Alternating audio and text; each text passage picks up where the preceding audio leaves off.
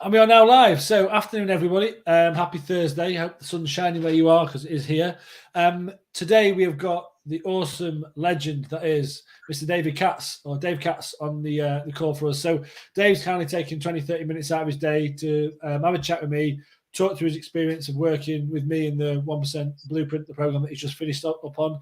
I don't want to put words in his mouth, but by all accounts, I would say he smashed it and he's doing well. So we're going to talk about kind of where Dave was when he first started, where we first had a chat, where he's at now, what he's achieved, his successors, and then I'm going to touch in some of his key learnings about the process. We both like to chat, though, so it should be quite an interesting one for everyone involved. Before we get into it, Dave, I'll just hand over to you. Do you want to introduce yourself, who you are, what do you do? Yeah, Dave Katz, worked in the fields of digital marketing and digital media for the last 20 plus years. I also like to sing occasionally, but I won't do that today because we'll scare people off. I'm full of praise and very effusive for what you've put together and what we've done, and how many people I know I can see from doing from participating, how many people it impacts in an incredibly positive way. So I hope people get something out of what we're doing today. Awesome. Me too. I'm sure they will. So on that note, let's kind of jump right into it. I guess a good place to start was rewind. It'd be a bit longer now, but sort of 12, 13 weeks ago, let's call it 3 months ago.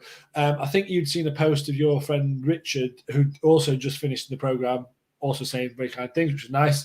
And I think you pinged me a message and we said, let's have a chat. We jumped on the call, had a conversation, and then you start the process. Like, just taking a step back from that a bit before, like, what you saw the post by Richard, and then we decided to have a chat. What was your motivation for having a chat with someone like me, and starting, I guess, this process that we've been through, this journey? Yeah, so it's a great question, and it's quite complex to pick that apart, but I'll deal with the biggest themes. The first thing that struck me when I saw Richard's post was he posted a before and after picture, which I think I mentioned on my Facebook and LinkedIn post yesterday. And the after picture was how I remembered him from 12, 15 years ago. And the before picture was someone that I couldn't quite recognize, because obviously the 2 years of the pandemic, people being at home and some of us probably overindulging in some ways. Yeah. And I spoke to him before I spoke to you, and a lot of the things that he said just resonated with me. I'm not quite, I'll speak for myself rather than him.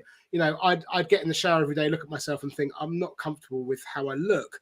But actually, as you and I have discussed, there were other bigger drivers for me, which were more around mindset and focus. So two big major things for me was one, very much work related. On the one hand, I would have too many days. I'd get to the end of the day and I'd be knackered because I'd worked really hard all day. But I'd get to the end of the day and think, I haven't quite done the things I wanted to do. Right? Why am I having days where I kind of work hard, but I'm not doing the things I want to do? I'm getting too led into reactive kind of situations. And I probably had days where I wasn't doing as much as I probably was able to do either. So I wasn't applying myself as well as I could have done. So there was a whole bunch of kind of mindset things around that. And then I felt in my, I'm a family man. I've got 3 kids, got a wife, and we have a lovely home. And I felt I wasn't giving my family the best that I could do in so many areas. And so when I spoke to Rich and he talked me through how your program is geared really towards 3 pillars, mindset, nutrition, exercise, I kind of thought, actually the mindset stuff really resonates with me. I think I'm doing all right, but I could do better. Truth is, I was probably quite a long way off and still got a long way to go. Exercise, I'd never really done any exercise. I was not in good shape. And nutrition, again, like the other big driver for me with my relationship with my eldest son was I'm very good at telling him what he should be doing, but I wasn't leading by example. And so when it came down to kind of eating habits and exercise habits and stuff like that, I just thought, what could be worse than giving it a go and seeing if that has the positive impact on others around me that I can see now after 3 months it is having. It has. Yeah. Awesome. Well, I think that gives us a good summary of kind of where you're at, and that's been open and honest about it as well. Because I think, like you said, when we had a chat, we had a bit. Often it's a bit surface level. It's like, boom, this is what's going on. And I think being honest with yourself and where you're at, although sometimes that can be difficult, it's actually, for me, I think it's so empowering because, like, yes, you are the author of your own destiny, and yes, you are the result of why you are where you are. Really, if we're really honest. But equally, sometimes you can get caught up in the noise of life and whatever else, and not sort of, I guess, own up's probably too strong, but just face up to that. When you do that, the empowering thing is that, well, right, that's my line in the sand. What do we do now? And like, it's almost allowing yourself then to be in a position to make the change that you want, right? Yeah, I know. I totally agree. I think I'd done quite a lot of work over the previous 4 or 5 years around kind of mindset and coaching for my professional life and helping other people and generally in business to achieve goals and achieve aims and objectives. But without sounding too kind of formal about it, it's not like I've got my own personal objectives that I would have in work in my personal life.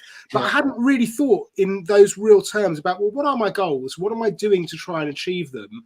And if I'm not achieving them, who's that down to? It's only down to me. Right. So I've got the ability to go out and do the things that I want to be doing.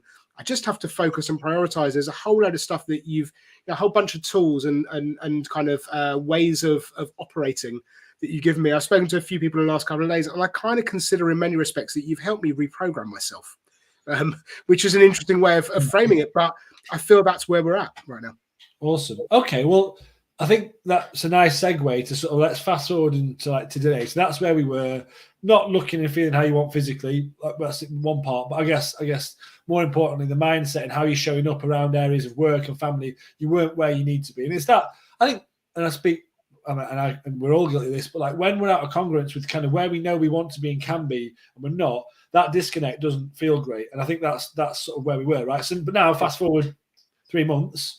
Where we are there today, let's I guess some key headlines or achievements of like what you've got out of it or what your main high fives are, and then I guess once we've got that, maybe just touch on sort of some of the process or some of your learnings that have got you to that. But let's do the first bit first. Yeah. So yeah, great, thank you. So I think against those 2 main objectives that I had, right. It's not always easy to tangibly measure success on some of those things, but there are clear kind of wins and clear successes, clear high five moments, as you put it.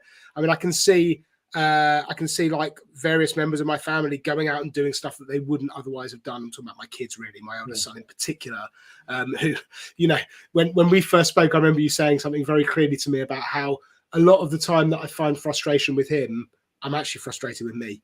Right. And the reality is that he models the poor kid models a lot of his behavior on me.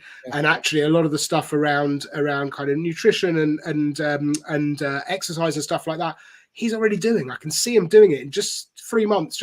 Had years of preaching at him and telling him he should be doing stuff that I wasn't doing. And it's not like I don't want to paint the wrong picture. He's not in terrible shape by any means, but it's just stuff that he could tighten up on and do better. And so the biggest kind of high five is seeing him saying, you know what, I want to do boxing twice a week. Not well, he's 14, right? I want to do boxing twice a week, right? Don't love walking to school every day. It's like a 25-minute half, but he does it every day, And so it's stuff like that. And then in work, it's just knowing that I'm ticking the stuff off my to-do list every day. And spending less time reacting to stuff that's coming in and more time going, well, I will deal with that, but don't have to do it straight away because I'm focused on this thing. And those are the most obvious wins against the things that I was targeting myself with. In terms of other stuff, well, the reality is I have lost 15 pounds. It wasn't a priority. Like, you asked me, how much do you want to lose? And I was like, I don't know, 10, 15 pounds. I had no idea really if that was feasible. Done that. That's good. And the other one is the thing that has probably been the single biggest game changer for me, and against my biggest blind spot is kind of some of the kind of the mood swings that I have that I don't take out in the right places. And actually meditating every day, I've seen my heart rate go down because I've had a Fitbit for years, right? It measures my heart rate. I was always kind of 54, 55, which is reasonably good. It's now down to 49, 50, so it's 10% better. And I think that's directly through meditating, which I've tried briefly before for a few weeks, but now I'm doing it every single weekday. And actually, I miss it when I don't do it, and I relish it. I enjoy it. Yeah, and I think being on more of an even keel, right? And that feeling at work, I think everyone knows this, is when you've had a really busy day, you get to the end of the day, you're like, what the fuck have I actually achieved here? Whereas actually, if you're like, oh, that was really, really good. You might have a to-do list that's like that, but that's just shit that doesn't really matter. But being able to be in the mindset that you can deal with and focus on that, I think that's a real powerful thing. And that's, like you say, it's less tangible. It's not like, oh, I lost X kilos, but for me, that's by the by. And I think you're a great example of, Dave, is that your actions and habits and choices now, the byproduct is you've lost 15 pounds, you're feeling better and you're looking better, right? But that wasn't your burning bridge. And that's the whole thing. I think you are the sum product of your daily actions, choices, habits, and behaviors. And like for you, the nice byproduct is, oh, well, I've shifted the belly and I'm feeling better about, that. But that wasn't the burning bridge. But it just shows you get control of the good stuff. That other magic happens in the background as a nice to have, Yeah, it's true, and I'm laughing to myself because the other thing that I didn't even really consider is I'm genuinely happier, right? Yeah. I've long known that all the science tells you that if you exercise regularly, there are endorphins, you feel happier, blah blah blah. The truth is, actually, on the days where I don't exercise, I miss it more than I feel like, I'm loving this. Like I don't have that kind of natural love for it, but I know I am happier, right? I know I feel happier. And, the stuff with the to-do list, I was always great at saying to people, you know what, if you've got something on your to-do list and it's been there for 3 months, cross it off. You're not doing it, right? So now I've got to that point where I'm going, I said yes to too many things. I'm now just saying no to some stuff and crossing stuff off and going, you know what, I need that person. You need to deal with that because I'm just not getting it done. I'm focusing on other things. Nice. So, I think chunk of weight off, not the burning bridge, more focus and present at work. And then I guess walking the walk for your kids at home and like showing up as that, as I guess that leadership piece that you want to be at home versus, and I've said this before in some of my social media, and I know this is true. Generally, kids don't do what you say. And mine are littler than yours. Mine are 6, 3, and 1. So I don't know if it's even hard or not. I suppose maybe when they're 14, they can tell you to do that, right? So it's different. But but in my experience, to do what you do, not what you say. Yeah. But for example, like Nino, I think I did a post on this the other day. There's of him like just meditating at school when Kate went to pick him up. Now he ain't properly meditating, but he's just copying what I did. Now I'm not saying that as well. Look at me, great, but like just like you're saying there, you might have said for several years to your son do X, Y, and Z. Once you start doing it, all of a sudden, bloody hell, he's doing what Dad's doing. And I think like they want to emulate you and what you do, right? And I think that's really powerful.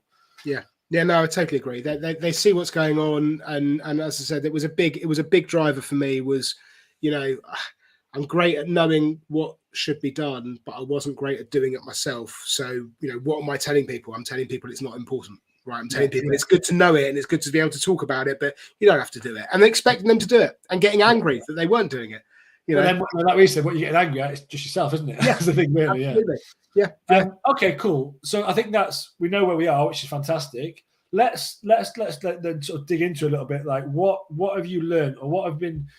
And it doesn't have to be 3. I'm going to say 3, but like, what are your main takeaways from the process, or main learnings that you've gone like, right, this is what you've taken that's helping you achieve where you're at today? What are the key pillars? Yeah, it's again really, really good question. I think that the one of the things that really helped me was one of the exercises that you asked us to do around values and looking at your core values, and kind of do this exercise where you go through a bunch of questions, and by the end of it, the answers are generally the same 3 or 4 answers. Yeah. So when I look at the things that I really wanted to achieve, against financial objectives, family objectives, and outside of work and those things for myself, music stuff, right? There's a whole load of stuff I want to do.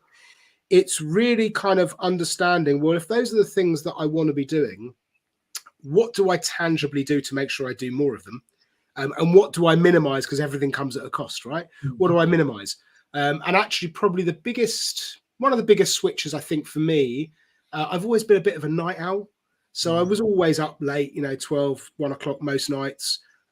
Probably switched off from it was probably from about 10 o'clock or 9:30 in the evening, was just sitting in front of the TV, just watching crap, right? And actually, what's shifted in my life massively is setting my alarm a little bit earlier week on week and spending more time early in the day doing the stuff that's actually helping me, and jettisoning some of that stuff in my life. And don't get me wrong, I love watching TV, but I don't think many people are going to sit on their deathbed and go, I wish I'd watched more Netflix. No, exactly.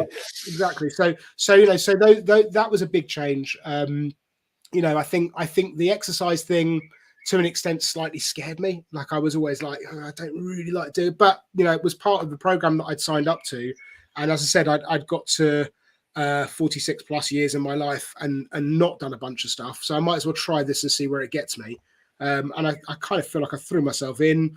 I was a little bit perturbed that it was going to be a bit too much too quickly, and had to tweak some of the things, had to raise some of it back in to keep going, which is fine.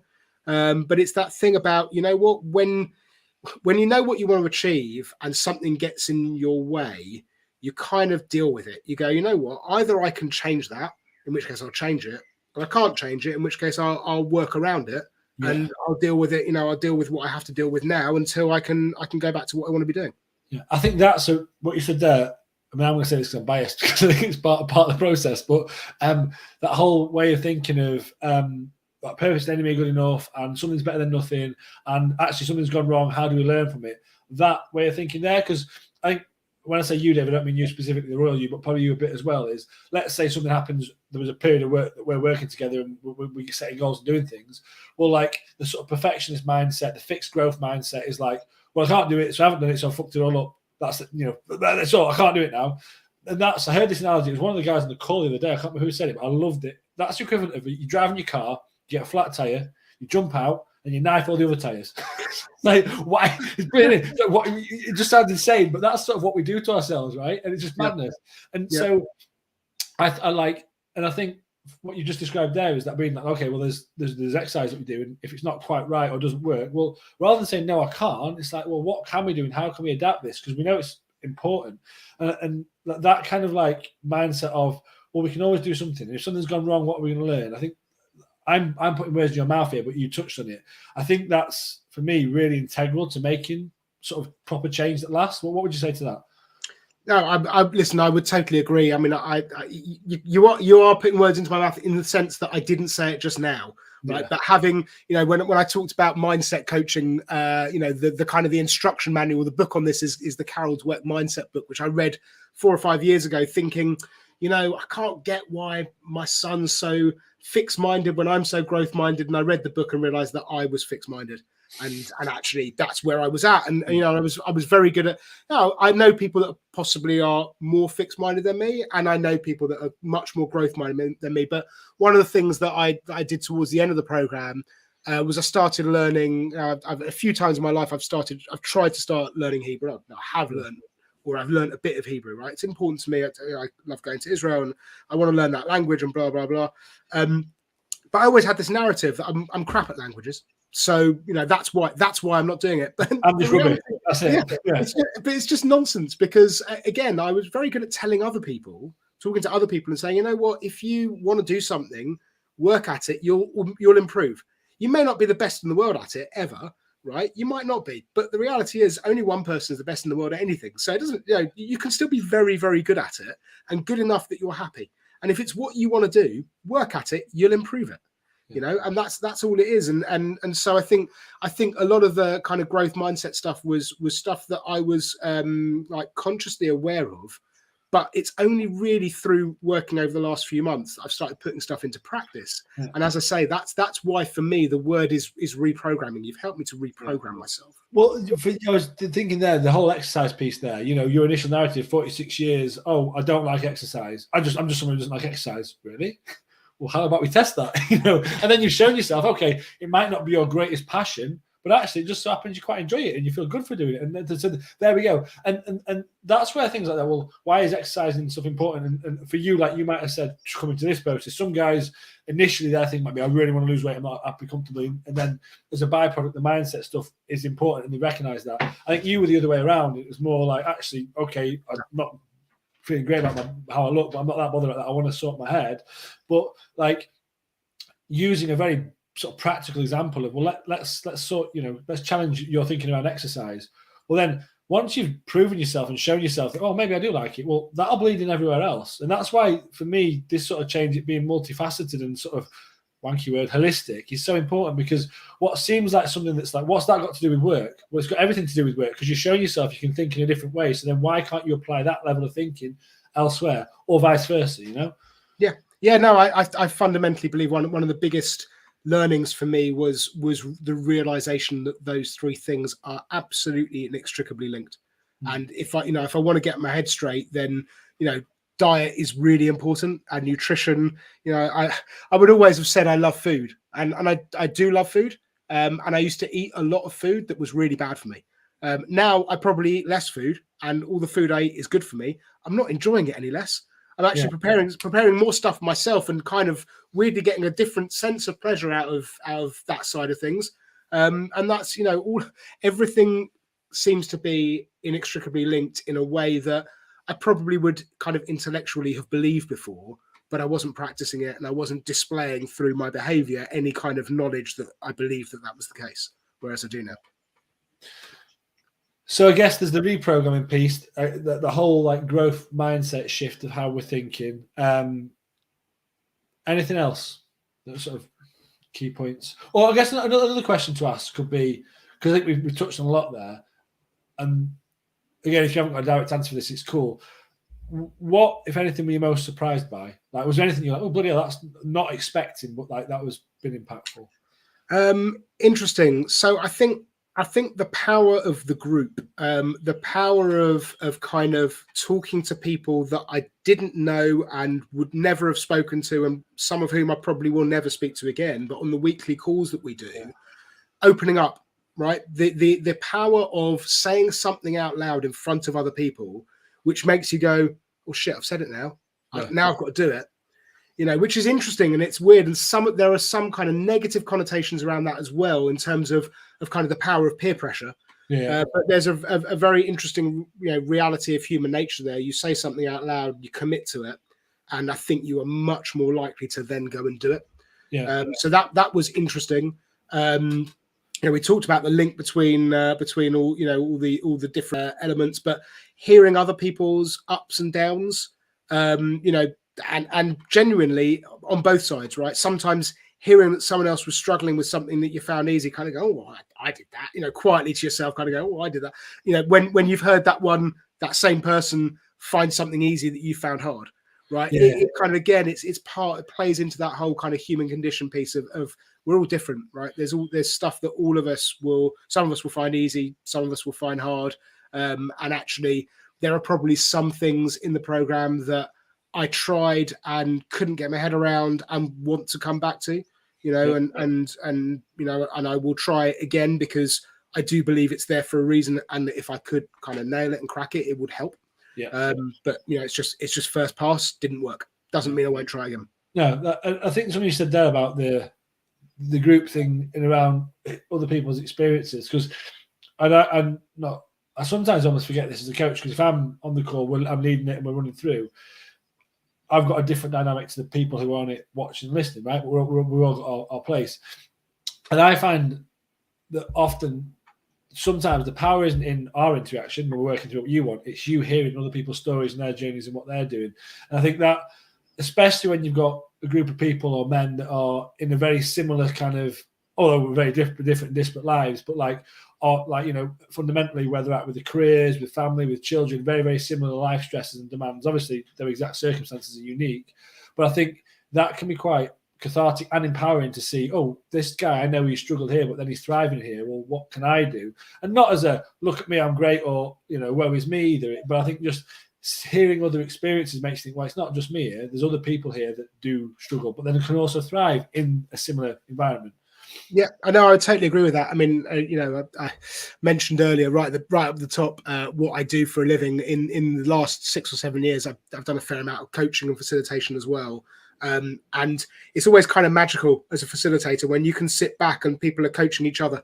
Yeah. And the main reason why it's so satisfying when that happens is that you start to realize that actually it kind of validates your own thinking that you're along the right path. But equally, you were great at chipping in with stuff that, some of the reading and some of the kind of the tips from the kind of the reading that you've done were invaluable along the way, to just kind of help validate and kind of point in different directions of, oh, I hadn't really thought about that.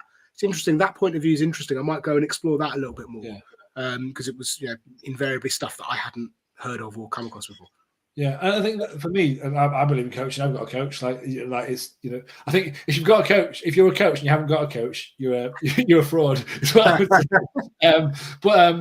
And sometimes it's just a blindingly obvious. I in fact I had a coaching call with my coach today, and she said something. I was like, how can I not see that? But that's the point. You can't see it, and you can't see the picture in the frame. And sometimes it can be something really simple, and you go, oh bloody hell! But like you said, historically, you've done coaching, and sometimes it's things you can so easy to see for other people. When we're pointing the lens at ourselves, we're more self-critical, and it's harder to be as objective. And so having the ability to have someone else who's objective to help you see these different areas, be that psychological, practical, whatever. That's the empowering thing about coaching, because then it's like, well, you're in the driving seat to make the change, right? You know, it's not about me doing the work for you. It's about helping you help see it so then you can do it, you know? Yeah. It's about being in control. I think, you know, Rich said to me before I spoke to you, he said, you might find that if you work with Luke, that there's nothing that he tells you don't already know, but you haven't been doing it for the last 46 years, and he'll help you make sure you do it.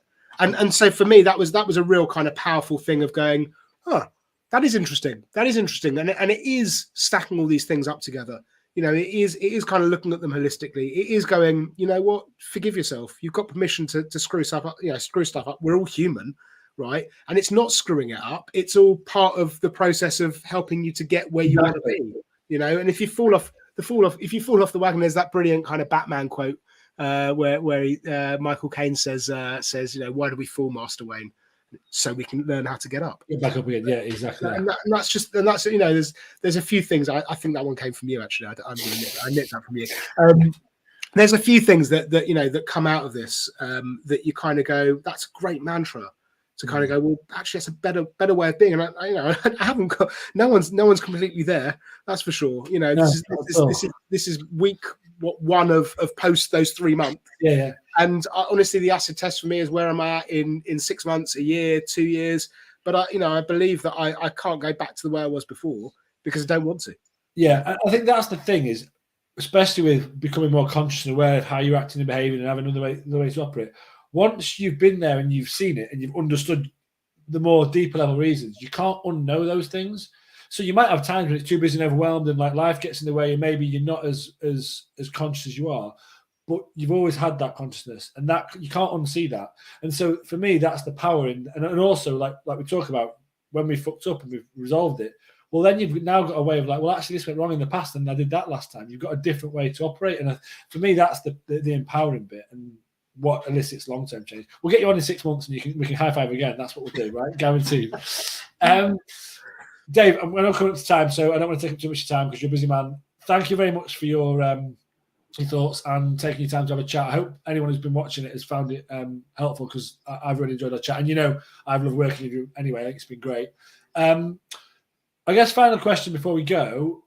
If someone's sat here watching this, and I know you've even spoken to a couple of like friends and colleagues, but like they're maybe unsure, they're thinking, oh, maybe I want to work with a coach, but I don't know what the process is like. I'm a bit worried. Like, what would you say to someone who's on the fence with embarking on a process like this, or even embarking on maybe giving me a nudge to have a chat? I would say, firstly, think about what it is you want to achieve and, you know, why you're not doing it now, right? Because if there's anything that might have resonated over the last half an hour, it may well be that thing of, yeah, well, I kind of know what to do, but I'm not doing it. And maybe I just need someone to help give me a nudge.